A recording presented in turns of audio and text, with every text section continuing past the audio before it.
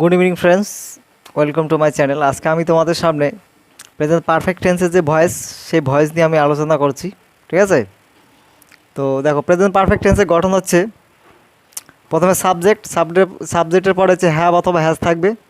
মূল যে ক্রিয়াপদ তার 3 নম্বর ফর্ম মানে ভার্বের পাস্ট পার্টিসিপল ফর্ম থাকবে। তারপর হচ্ছে অবজেক্ট। তো প্রথমে একটা করছি, you have done the work. ঠিক আছে?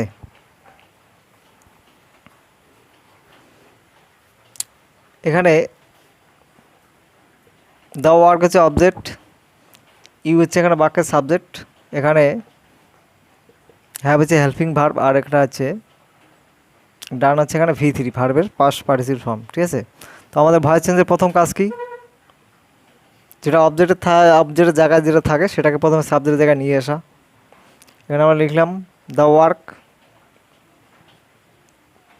দ্য ওয়ার্কের পরে দেখো, দ্য ওয়ার্কের পরে আমাদের হেল্পিং ভার্ব হিসেবে কী বসাতে হবে, এখানে হ্যাজ হবে। হেল্পিং ভার্ব হিসেবে হ্যাজ অথবা হ্যাজ বসাতে হয়, হ্যাভ অথবা হ্যাজ। তো এখানে আমাদের দ্য ওয়ার্কের পরে হেল্পিং ভার্ব হিসেবে আমাদের কী বসাতে হবে, হ্যাজ। হ্যাজের পরে যেহেতু এটা পারফেক্ট টেন্স তাই এখানে বিন হবে। বিনের পরে দেখো এখানে মূল ভার্বের থার্ড ফর্ম দেওয়া আছে, এটাই বসাতে হবে। ঠিক আছে? তারপর নিয়মের কি আমাদের বাই বসাতে হবে। বাইয়ের পরে আমাদের অ্যাক্টিভ ভয়েসে যে সাবজেক্ট আছে ইউ, ইউ থাকলে ইউ হয়, কোনো পরিবর্তন হয় না। ঠিক আছে? তারপর আবার দিচ্ছি,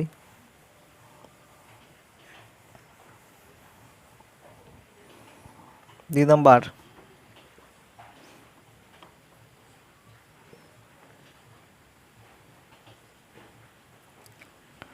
they have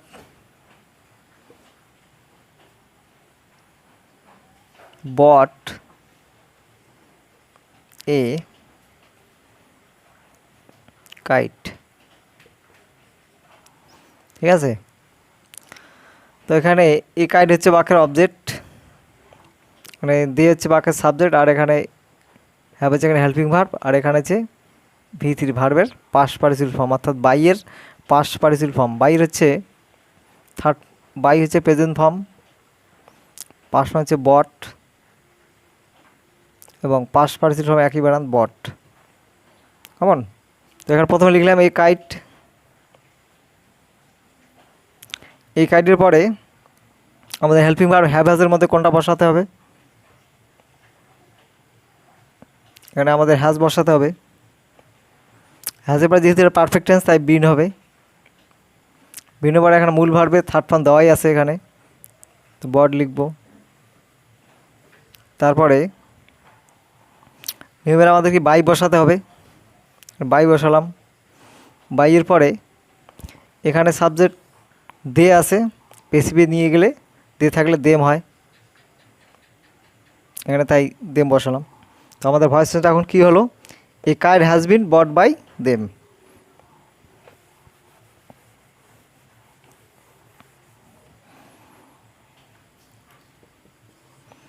তারপর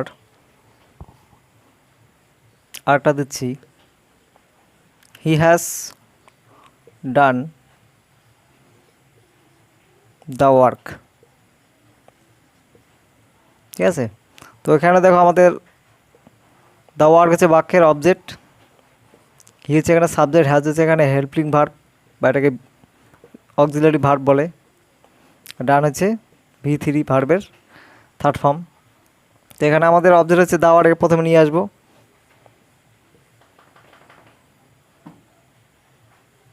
দেখো দ্য ওয়ার্ক মানে কাজটি এখানে সিঙ্গুলার নির্দেশ করছে, যার জন্য আমাদের হেল্পিং ভার্ব হিসেবে হ্যাজ অথবা কি হ্যাভের মধ্যে কোনটা হবে, হ্যাজ হবে। এখানে একটা কথা বলি, ফার্স্ট পারসন এবং সেকেন্ড পারসন এক্ষেত্রে হ্যাভ হয়। আই ইউ হচ্ছে ফার্স্ট পারসন এবং ইউ হচ্ছে সেকেন্ড পারসন, এক্ষেত্রে হ্যাভ হয়। এছাড়া এই হ্যাভ কখন হয়, থার্ড পারসন বহু বচনের ক্ষেত্রে হ্যাভ হয়। ঠিক আছে? তো দ্য ওয়ার্কের পরে এখানে হ্যাজ হবে, হ্যাজের পরে এর যেহেতু পারফেক্ট টেন্স তাই এখানে বিন হবে। বিনের পরে এখানে থার্ড ফর্ম দেওয়াই আছে ডান, তো এখানে ডান লিখলাম। তারপর নিয়মের কি বাই বসাতে হবে, বাই লিখলাম। বাইয়ের পরে এখানে অ্যাক্টিভ ভয়েসের সাবজেক্ট হচ্ছে হি, তো পেসিভে গেলে হিম হবে। ঠিক আছে, তারপর আরও একটু উদাহরণ দিচ্ছি।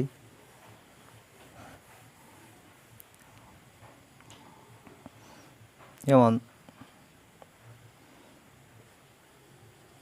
রাম হ্যাজ ডান দ্য সাম। এখানে দেখো দ্য সাম হচ্ছে অবজেক্ট, রাম হচ্ছে বাক্যের এখানে সাবজেক্ট, হ্যাজ হচ্ছে এখানে হেল্পিং ভার্ব বা অক্সিলারি ভার্ব, সংক্ষেপে এভি লিখলাম। আর এখানে ডান হচ্ছে V3। তো আমাদের প্রথম ভয়েস চেঞ্জের প্রথম কাজকে আমরা জানি, প্রথমে যে অবজেক্ট থাকে অ্যাক্টিভ ভয়েসের, তাকে পেসিভ ভয়েসের সাবজেক্টের জায়গায় নিয়ে আসতে হবে। তো এখানে লিখলাম দ্য সাম। দ্য সামের পরে কী হবে, হেল্পিং ভার্ব হিসেবে আমাদের হ্যাজ হবে। হ্যাজের পরে এখানে যেহেতু পারফেক্ট টেন্স, তাই এখানে বিন কথা বসাতে হবে। বিনের পরে দেখো মূল ভার্বের থার্ড ফর্ম এখানে দেওয়াই আছে। প্রেজেন্ট পারফেক্ট টেন্স সব থেকে সহজ, এখানে ভার্বের থার্ড ফর্ম যেটা দেওয়াই থাকে। তারপর নিয়মে আমাদের কি বাই বসাতে হবে। এখানে বাই বসালাম। বাইয়ের পরে এখানে অ্যাক্টিভ ভয়েসে যে আমাদের সাবজেক্টটি আছে পেসিভে অবজেক্টের জায়গায় নিয়ে যাব। তো রাম থাকলে এখানে এক ব্যক্তি, তাহলে রাম থাকলে রামই হবে। ঠিক আছে, তারপর একটি দিচ্ছি।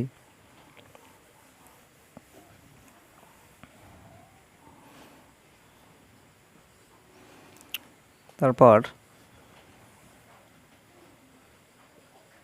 উই হ্যাভ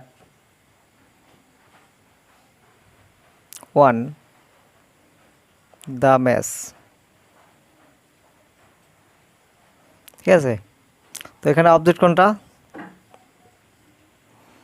দ্য ম্যাচ হচ্ছে বাক্যের অবজেক্ট, উই হচ্ছে এখানে সাবজেক্ট, হ্যাভ হচ্ছে এখানে হেল্পিং ভার্ব, আর এখানে হচ্ছে উইন ভার্বের third form win on one.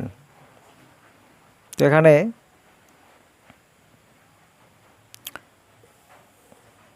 The match হচ্ছে বাক্যের অবজেক্ট, প্রথমে সাবজেক্টের জায়গায় নিয়ে আসলাম। তারপরে আমাদের হেল্পিং ভার্ব হ্যাভ আর হ্যাজের মধ্যে কোনটা হবে, দ্য ম্যাচ যেহেতু সিঙ্গুলার বোঝাচ্ছে যার জন্য হ্যাজ হবে। হ্যাজের পরে যেহেতু এটা পারফেক্ট টেন্স, তারপরে আমাদেরকে বিন বসাতে হবে। তারপর মূল যে ভার্ব আছে সেটা থার্ড ফর্ম এখানে দেওয়াই আছে ওয়ান। তারপরে নিয়মের কি বাই বসাতে হবে। বাইয়ের পর এখানে উই আছে, অ্যাক্টিভ হয়েছে উই, পেসিভি নিয়ে গেলে সেটা কী হবে, আজ হবে।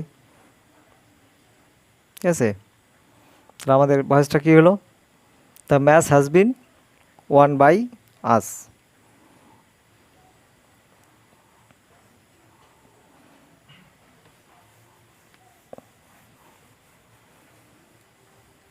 তারপর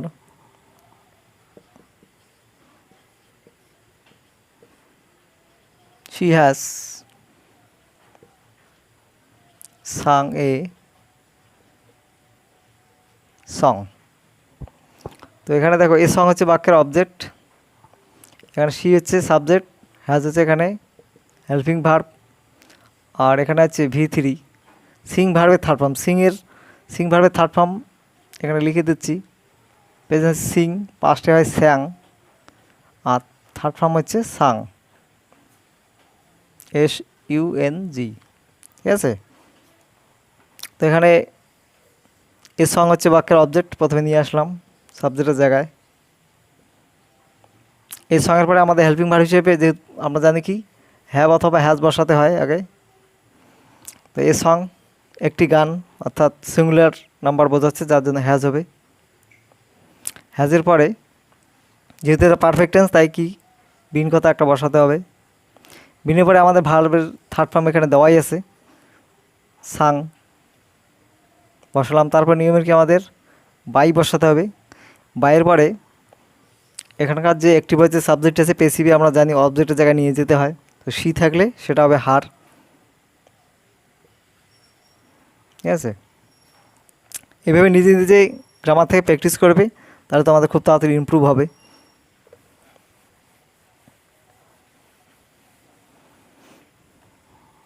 তারপর